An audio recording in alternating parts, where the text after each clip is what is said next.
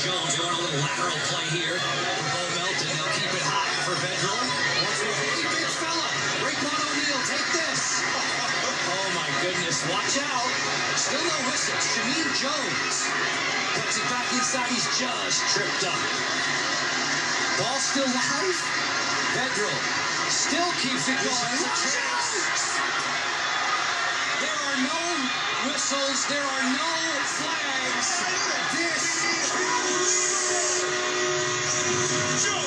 Bo Melton on the business end of the most amazing play you may ever see.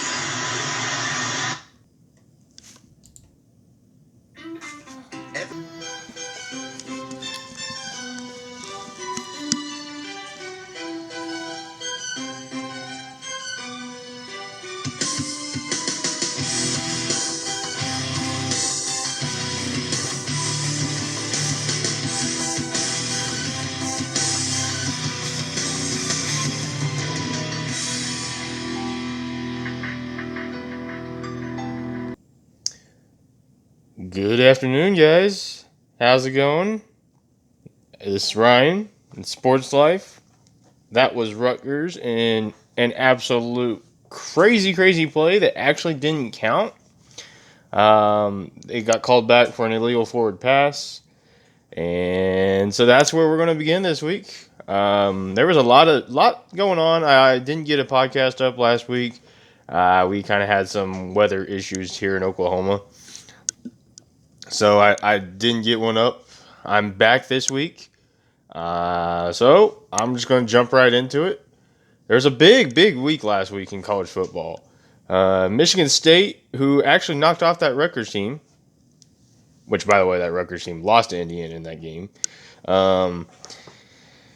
Michigan State, who lost to Rutgers, they knocked off Michigan. Michigan was supposed to be, promising another good season, and it was supposed to be great, and everything was supposed to be good, and, well, that didn't end up happening. So they were down again. They lost again. Now they get to go play that Indiana team, see how well Indiana actually is.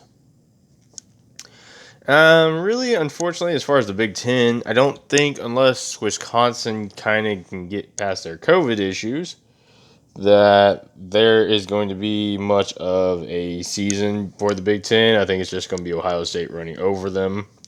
I don't like Ohio State. Anybody who knows me knows I don't. But I think they're going to win that conference really easy.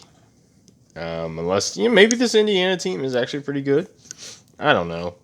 They knocked off Penn State, which Ohio State did that too last week. And then they beat Rutgers. So maybe they're decent. Maybe. I just don't see it. I think it's Ohio State's. Big 12 had some really good action going on. You had Oklahoma dominating. I mean dominating on both sides of the ball against Texas Tech. 62-28 was the final in that. And there's a kid out here in Norman who is going to be really good in the upcoming future. And I want to show you some things that he did last week.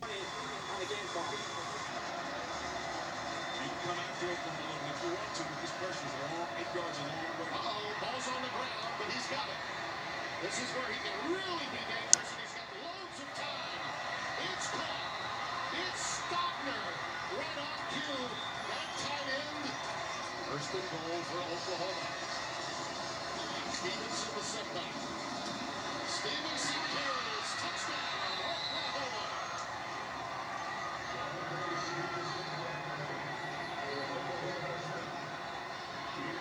Taj Brooks is in the game. Remember, his injured life on even his play tonight. It's Robert Thompson playing hurt. The pass is tipped and intercepted. Into the air. Sooners have it. Trey Norwood. Stopped at the 10-yard line. T.J. Pledger, the junior from California, the lone setback. Mims down at the bottom of the screen. It's Pledger. Touchdown.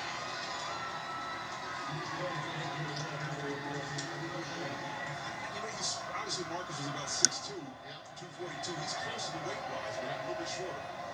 Like I said, he can run with this power. He's got him wide open. Wide open as Ferris.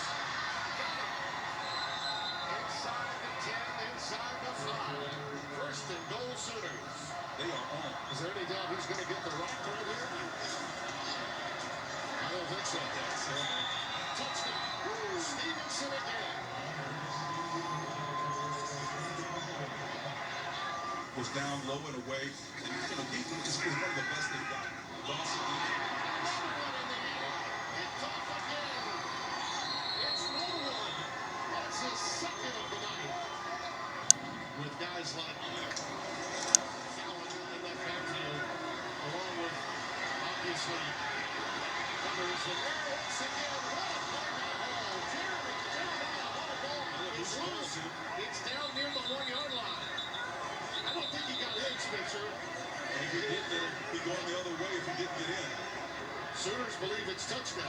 We'll clearly have a review, one would think. The ruling on the field Here comes the is call. that the ball carrier fumbled before the ball broke the goal line plane. First down, Texas Tech. Well, usually when it's longer than that, they're trying to figure out where to place the ball, but I don't think that's going to be the decision here. After review, the ball broke the goal line plane prior to the runner losing possession. Touchdown.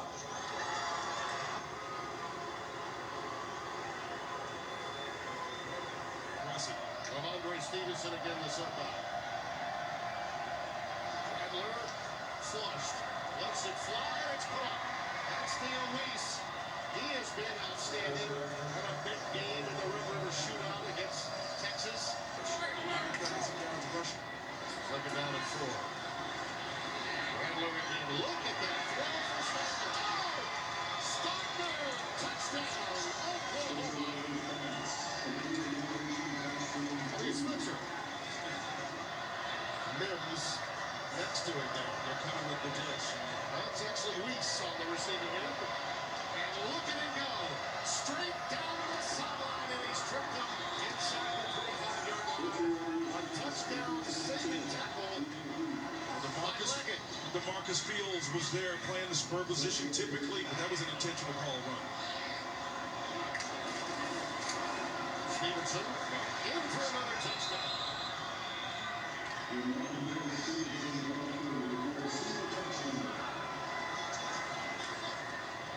I'll tell you what, Spencer, we talk about this often, but you know, you're Done a blushing. fantastic job. I am. You're Can you see me blushing. turning red here?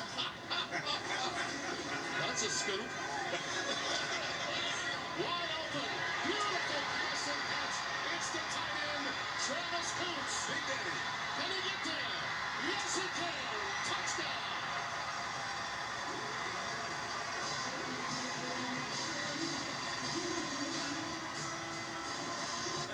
They may not even remember Marcus Dupree. Rattler, boy, what a throw. It's caught by Theo Howard. And they'll call it sometimes, and sometimes they don't. Matthew Henderson. Hello. Touchdown. Number 3 gets into the scoring column. The freshman from Ranch View, Texas. Just inside the team. First and goal.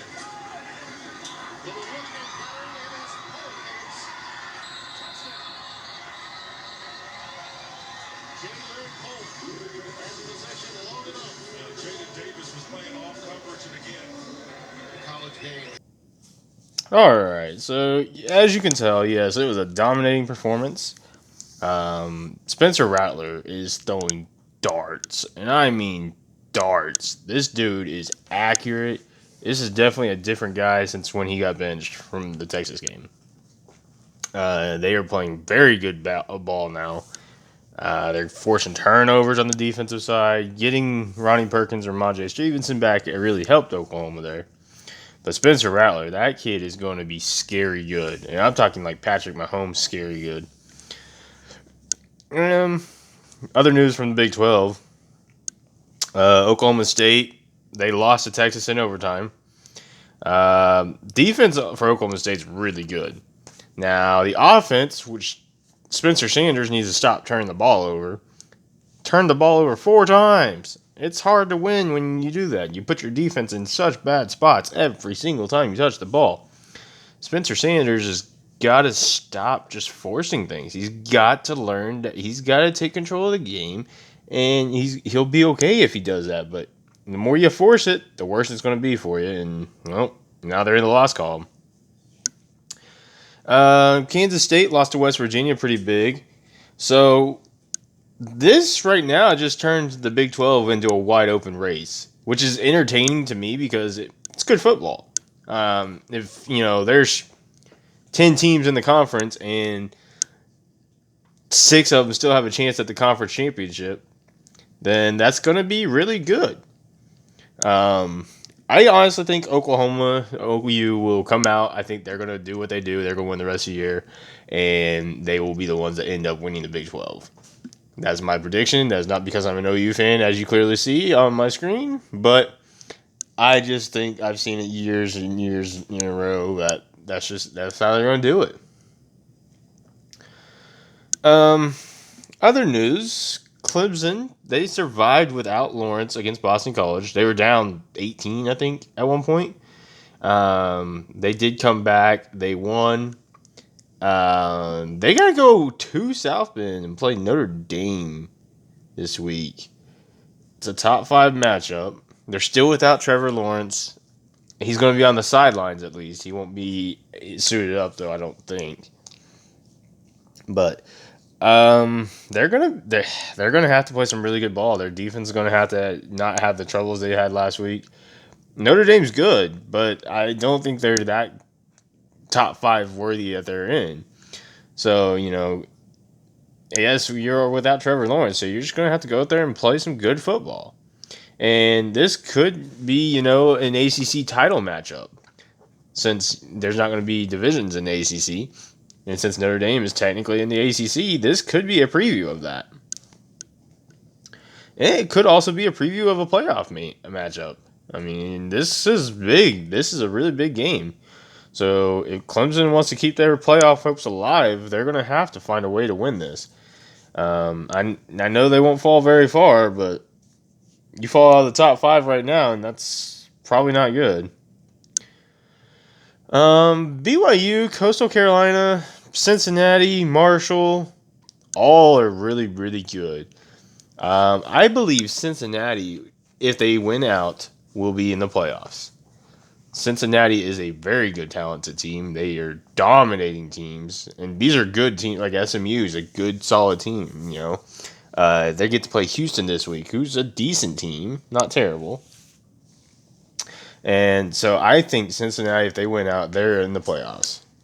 BYU, they get to play Boise State this week. That's going to be probably their toughest matchup all year. Unfortunately, because of COVID, they have kind of had a weaker schedule. But they're still a very good team. Wilson definitely deserves to be in the Heisman talk. He is definitely a good quarterback. Definitely knows how to make the right reads. Definitely knows how to make the right passes. So look out for BYU. Coastal Carolina, who was only favored to Georgia State by 3.5 points last week. Okay, they won 51-0, and now they're going up against South Alabama team, who's a decent squad. They're 3-3, not bad. I still think Coastal Carolina just rolls them.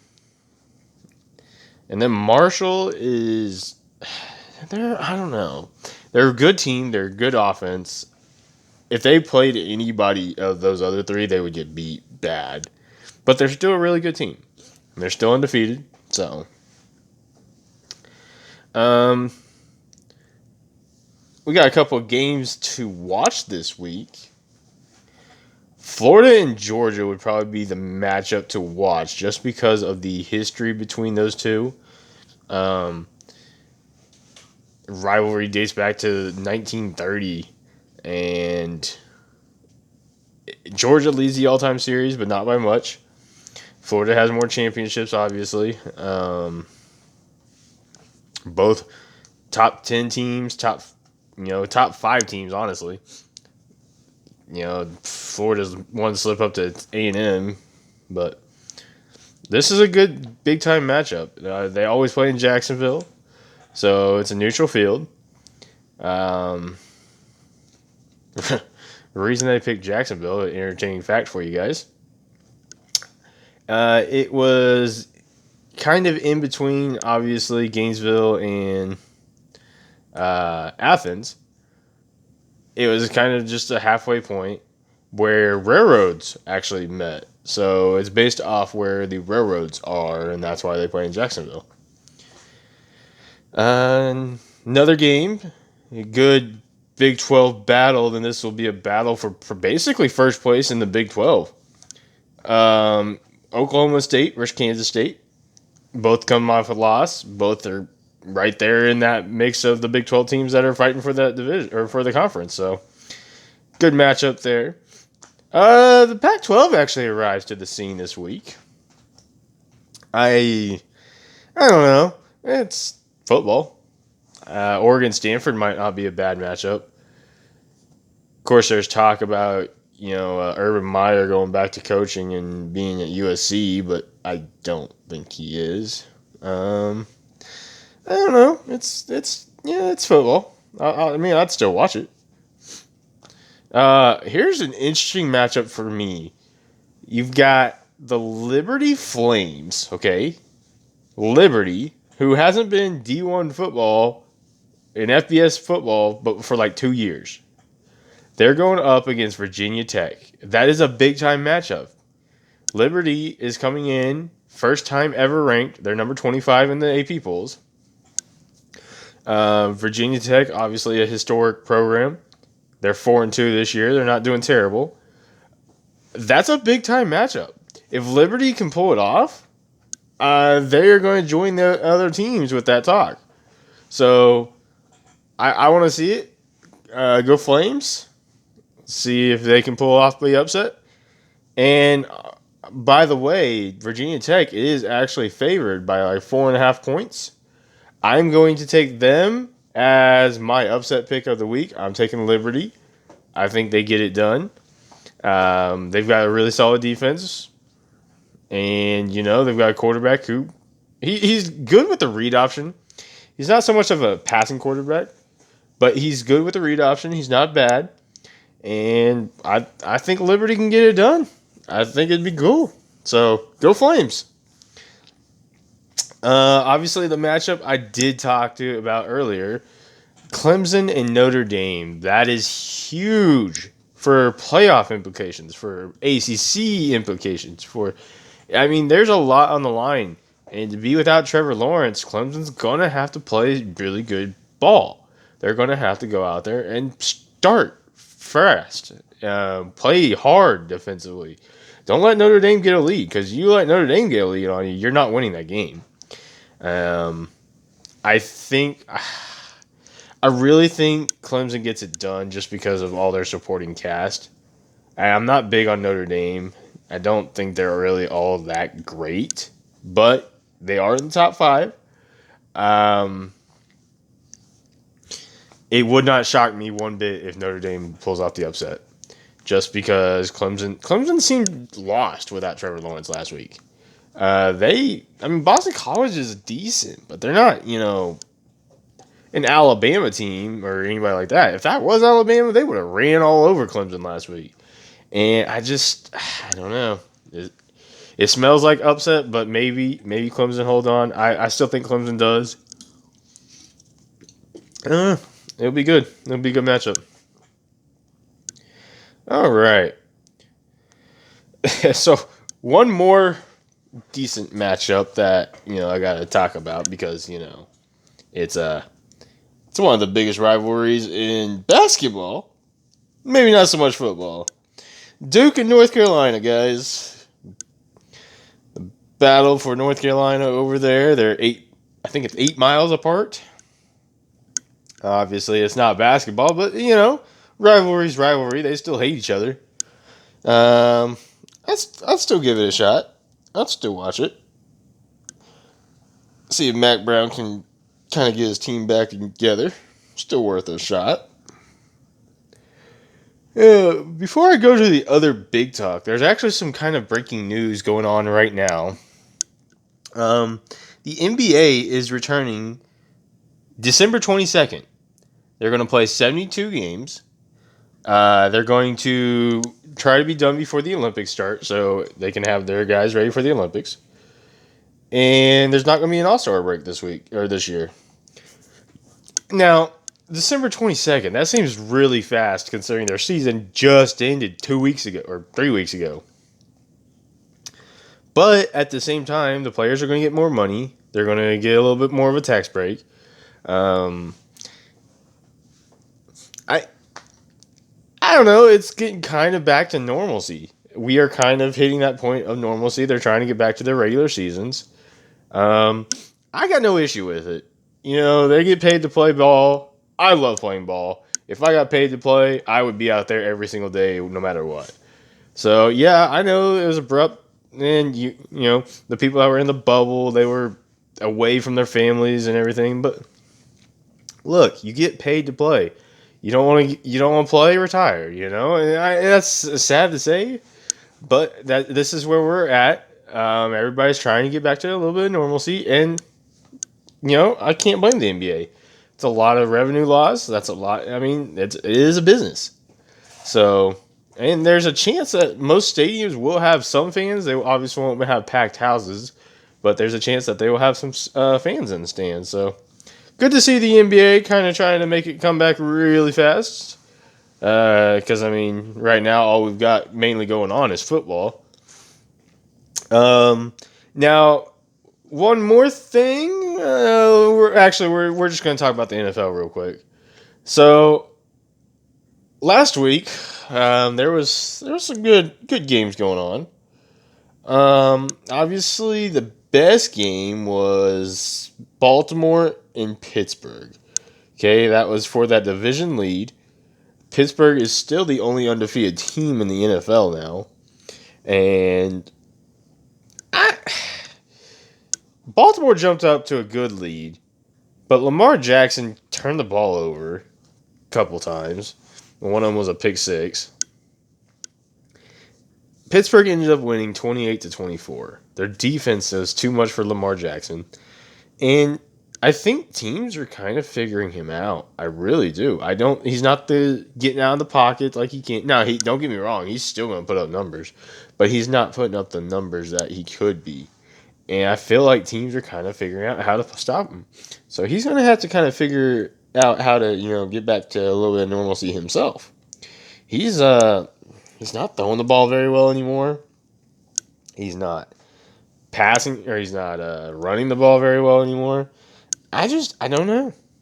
Something's going on with Baltimore. They got a big time matchup this week against the Colts. Both teams 5-2. This is huge. These are playoff implications that you got to start winning games. And Big Ben's not even playing his best ball, but he's doing just enough where they keep winning. That's a good Pittsburgh team. If you have a lead, you've got to find a way to just finish the game. Don't turn the ball over. Simple as that. I think I've said it a lot in the college games. I've said it a lot in the NFL. You cannot turn the ball over and win the game. It just can't happen. Speaking of turning the ball over, okay, Tom Brady, they narrowly escaped the Giants. The Giants are still kind of in that race for that division. They're still trying to fight. I don't know, man. I feel like the Bucs have so much talent that they don't know what to do with it. And I think Brady's arm isn't quite what it used to be. Yes, they should drop 45 points a game. He should have 350 yards passing and at least 3 touchdowns every single game. At least every game. With that much talent, yeah, you got receiver issues that aren't playing. But you've got Le'Veon Bell, you've got Leonard Fournette, and they're not even your starting running backs. Okay? You've got now about to start Antonio Brown, Chris Godwin, Mike Evans, Rob Gronkowski, O.J. Howard. There is no reason that the Bucs are not just running away from teams, okay? And I'm telling you right now, if they lose or not even make the Super Bowl, this will be one of Tom Brady's biggest downfall seasons of all time. He has too much talent around him to not get a Super Bowl. And the sad thing is, I don't think they can do it. they are not that good, guys. They have a good defense, yes. Their offense is hit or miss. They cannot figure out how to score consistently. And you know what? They might go out this week and beat up the Saints. I doubt it. I'm taking Drew Brees any day. I will always take Drew Brees over Tom Brady. And I don't know why, but I don't like Tom Brady. He is overrated. That is all. Now, let's see. Antonio Brown coming back. Let's see if he makes a redemption story. Let's see if Tom Brady can make me eat my own words. He probably will. But right now, I don't see it. So, we're going to talk about overrated teams. The Dallas Cowboys continue to prove that they are just bad. They are plain bad. Now, they're going to start either Garrett Gilbert or Cooper Rush. And neither one of them have ever started in the NFL, but it's better than whatever they've got right now. Obviously, Andy Dalton's still out, either concussion or, I don't know, maybe it was COVID. He's got something going on. There's too much talent on that team as well to be as bad as they are. Now, they should be dropping. And yes, without Dak, they're not as good at an offense, obviously. But they should be having a lot more points. Their defense needs to be a lot better.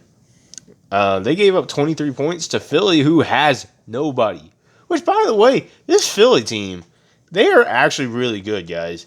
If they were healthy, they would be one of the better teams in the league. Hands down. But, I mean, with their 90% of their roster injured, it's kind of hard to be that way. They're still going to run away from that division. They're still winning it. Dallas isn't coming back. Washington's and the Giants are so guess what? Watch out for Philly when they actually do get healthy because they are going to be really, really good. All right. Other teams that kind of took care of business. Kansas City knocking off the Jets. Patrick Mahomes does what Patrick Mahomes does. I know it's the Jets. I know they're not that good. But they're a professional team. So Seattle taking care of the interdivision 49ers, who are also really, really banged up. They can't seem to catch a break. But they did score 27, although they needed to score 38. And so they did not win that game at all. Seattle, Russell Wilson's starting to really look like an MVP. DK Metcalf's starting to prove himself to be one of the better, maybe best receivers in the league. And obviously you still got Tyler Lockett, who's still really good. So Seattle's a scary team. I still think they're probably going to win the NFC.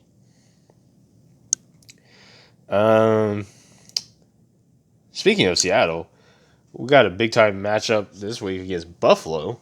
Both need wins to make a push for their division. Both are only a game up on like Arizona and Miami. So both really, really have to get winning.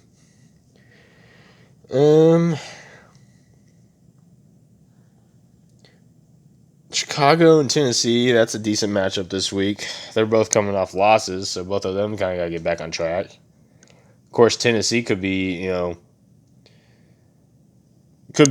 second place in their division. Who would have thought that 3 weeks ago after tomorrow? If they lose and Indy wins against Baltimore, the Titans will be in second. So, lots of craziness there. Yeah, we got Baltimore and Indy. I just mentioned that. See who's better, 5-2. Who's got a better defense and whose quarterback can not turn the ball over. And that's how that matchup will be.